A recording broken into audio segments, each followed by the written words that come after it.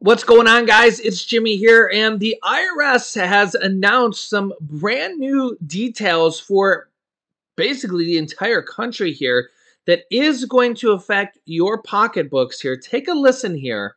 Yeah, you can see here, IRS makes significant inflation adjustments for 2023 tax year. And in this case, it's actually good news here. Take a look. As this year's tax filing season comes to an end, it's time to take a look at major changes that will impact next year's federal tax returns. Quote, each year the IRS adjusts more than 60 provisions in the individual income tax code, says Erica York, senior economist with the Nonprofit Tax Foundation. This year, it probably stands up more to people because inflation has been running so high. Yeah, that's an understatement, right? The adjustments are more noticeable than normal, and it's pretty big, actually. Here are the key provisions that will affect most taxpayers. The standard deduction goes up pretty significantly here. Rather than itemize, most people take the standard deduction to lower their taxable income. For tax year 2023, the return you file, the standard deduction increases by about 7%.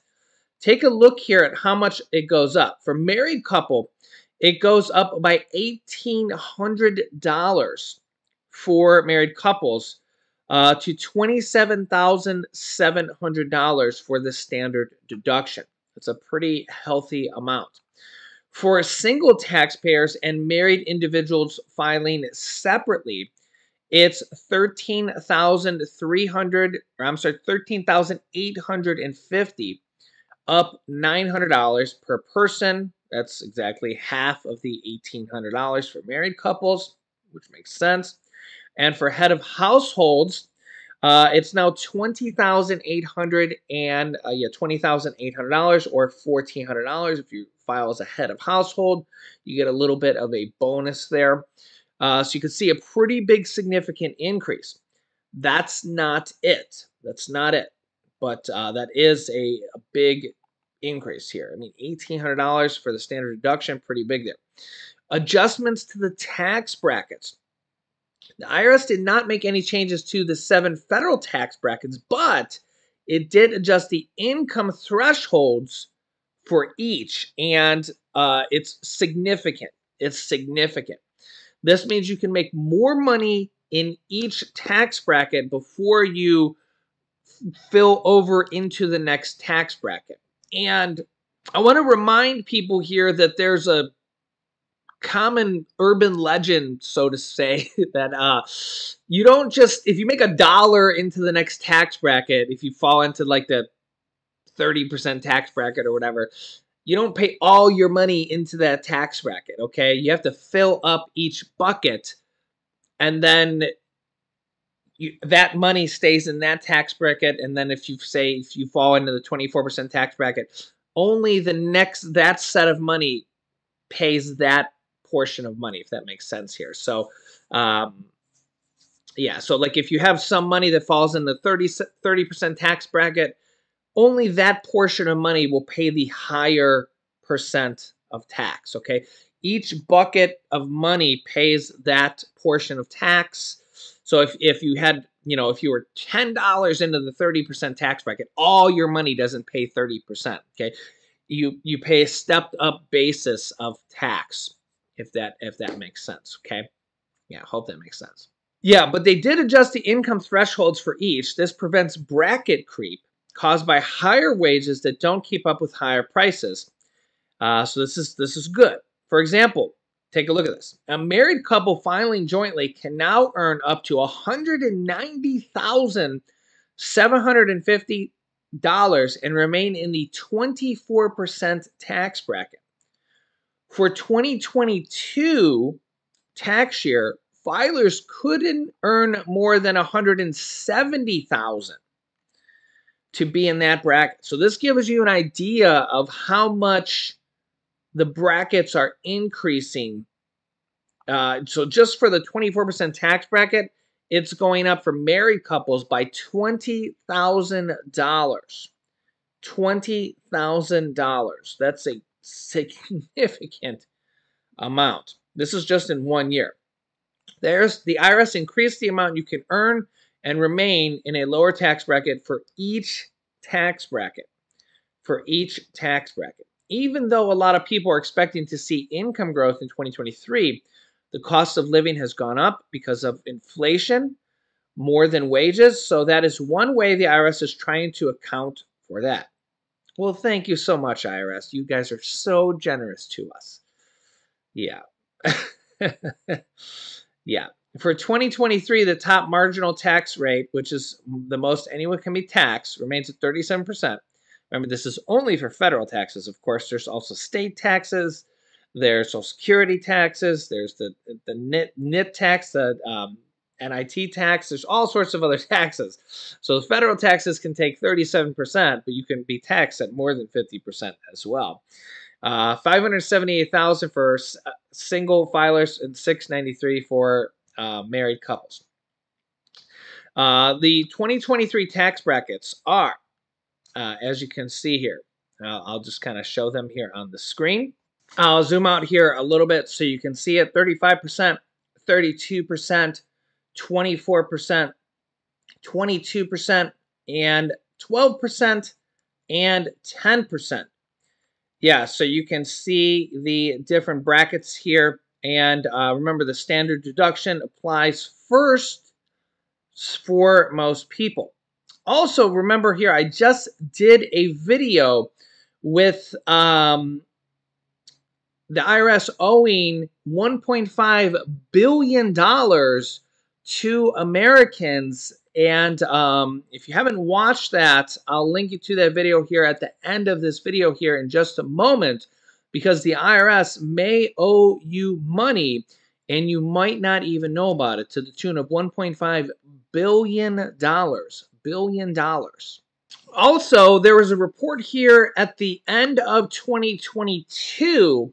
I always find this very interesting and good data to share with the country, share with you guys, especially as right now they're talking about the fiscal deficit and the budget of America and stuff like that. The number of those who don't pay any federal income tax drops to pre-pandemic levels. And what this means here, and I think a lot of this is because the unemployment rate is at a historic low. It's still at around a 50-year low.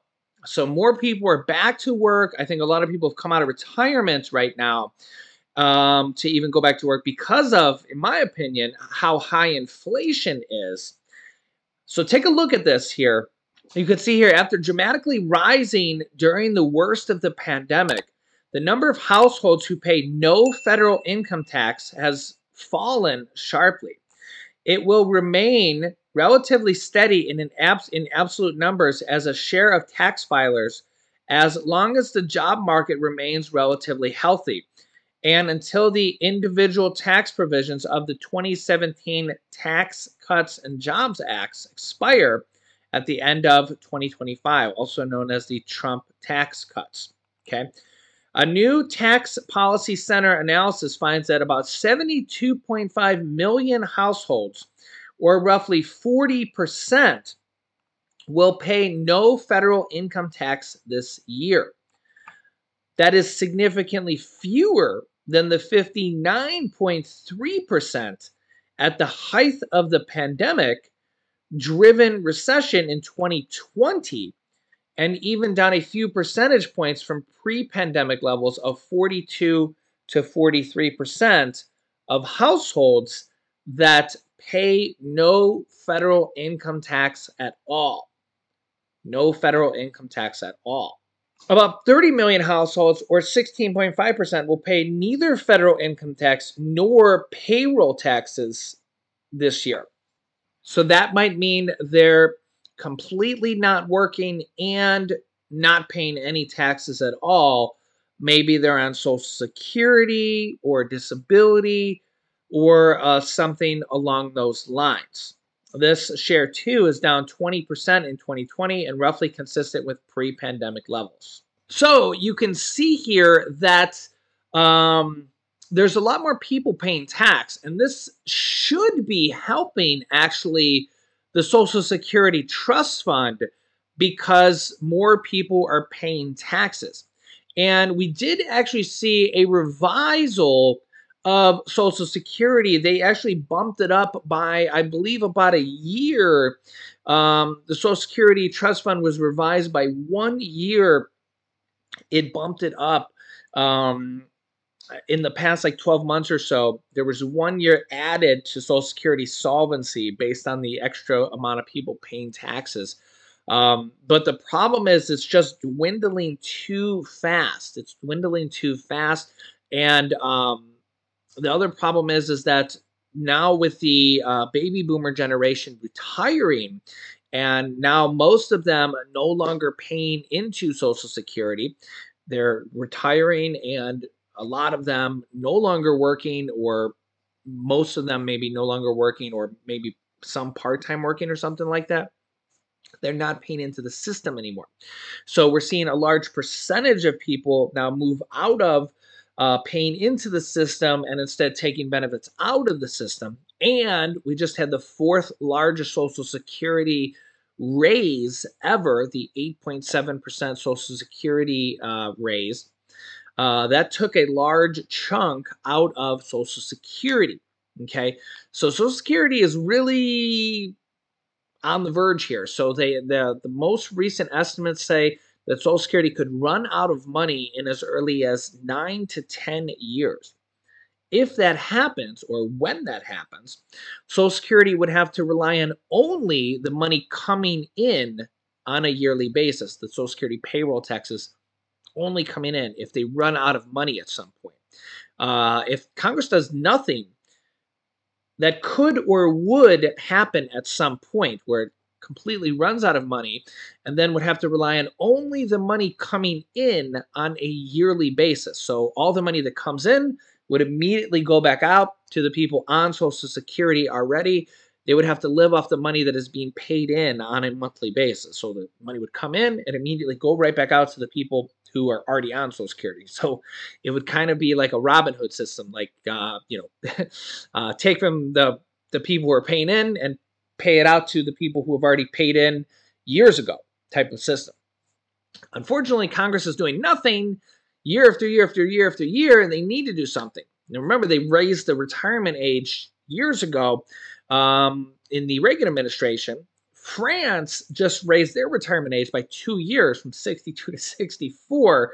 Ours is already higher than that, and France has been gathering in the streets still to this day. They're still gathering in the streets. You can see some headlines here. France passes wildly unpopular pension age, which is their Social Security system, increased to age 64, still well below other countries.